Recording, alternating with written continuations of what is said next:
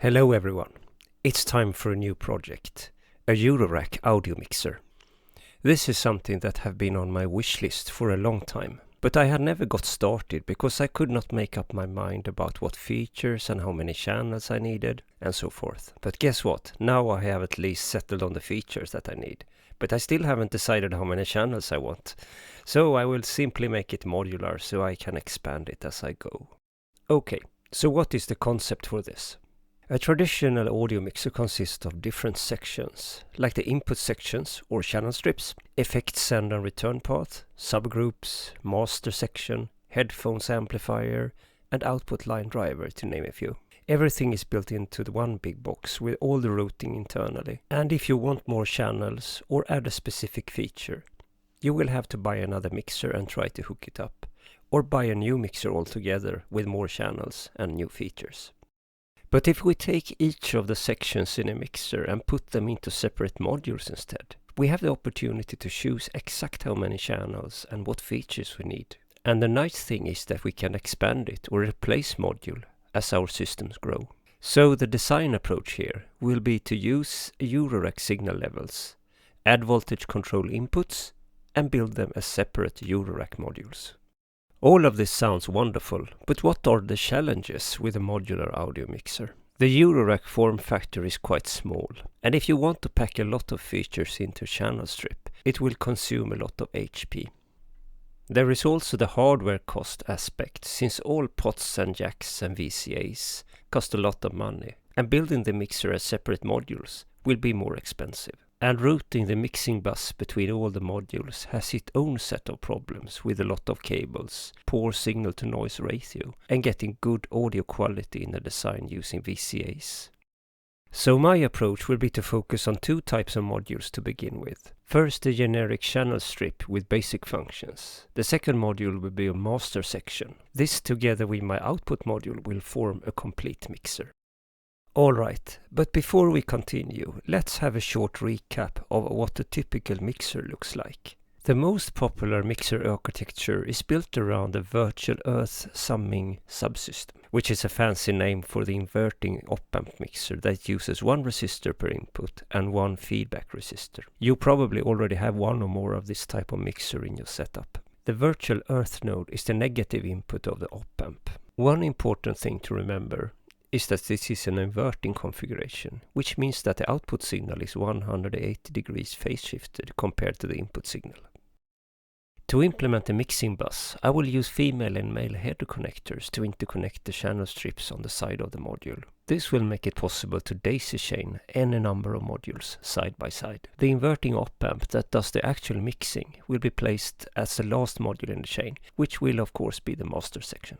So in order to keep the front panel as tight as possible, the mixing modules will consist of two boards. The first one will be the control board with all the jacks, pots, switches and LEDs. The second one will be the main board with a power connector and the mixing bus which interconnects all the modules. The mixing bus will incorporate only 4 signals, a stereo mix bus with mix left and mix right, and 2 effect send channels named FX1 and FX2. My design approach have been to, instead of trying to add as much feature that I can possibly cram in, instead ask myself, what features are an absolute must for me? So, what are the features that I have prioritized in design of the first channel strip module? I need a signal input jack, of course, that can handle both Eurorack levels and line levels. So I also need to add a gain knob to cover this. Next in the signal chain, I want to have a simple EQ to manage bass and treble. Voltage control inputs would of course have been nice here, more a multiband EQ, but that will add a lot of complexity and need a lot more space. So there will be only 2 pots for high and low EQ. Next we have the channel fader. I want to use a slider fader, since I prefer that over a standard pot knob. They take up a bit of precious space on the front panel, but I don't want it to be too small, so I will use a 30mm slider pot for that. The fader is definitely something that I want to have CV control of, so I will add an input jack for that and use the fader as an attenuator when you plug in a CV source. Below the fader there is a mute switch with a mute active indicator. Next we have the pan pot, which also needs to be CV controllable, so we will have one knob and one input jack for that as well. I need to have an effect send knob, and I also want to have CV control of this one. So I will need to add an CV input jack, and the send knob will act as attenuator to the CV input. It would really have been great to have 2 effect sends, but again, that would have added complexity and cost. There will be a jumper at the back of the module where you can select pre or post fader for the effect send. Finally, the channel strip will have a small LED level indicator that shows the level after the fader. This is a function that I find very useful when keeping track of the input levels and adjusting it on the fly. But I must admit that this function has been deleted and reinstated many times during the concept phase. Let's have a quick look at the schematic diagram of the control board. The upper part is the analog front end with the input gain stage and the backsendal tone control. The signals are then routed to the channel strip mainboard where all the audio and CV processing is taking place. The rest of the control board is pots and jacks that are connected to the mainboard. And in the lower part of the schematic diagram you can see the VU meter section. Okay, that's a lot of talking. Let's do something else and build the control board.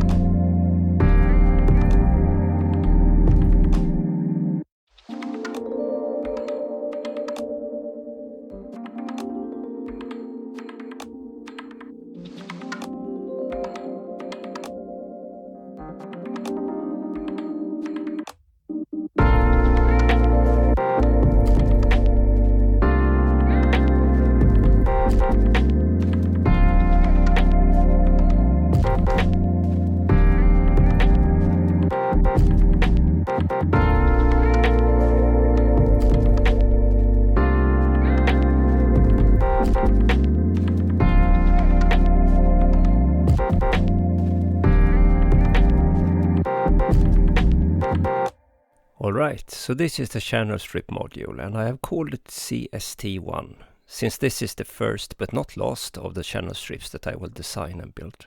Since the analog front end and the level indicator is placed on the control board, it's quite easy to make new versions of the control PCB, so there will possibly be a CST2 and CST3 in the near future. In the next episode we will build the main board for the channel strip and test the boards together. Thank you for watching and I hope you find this project as interesting as I do. Bye for now. See you soon again.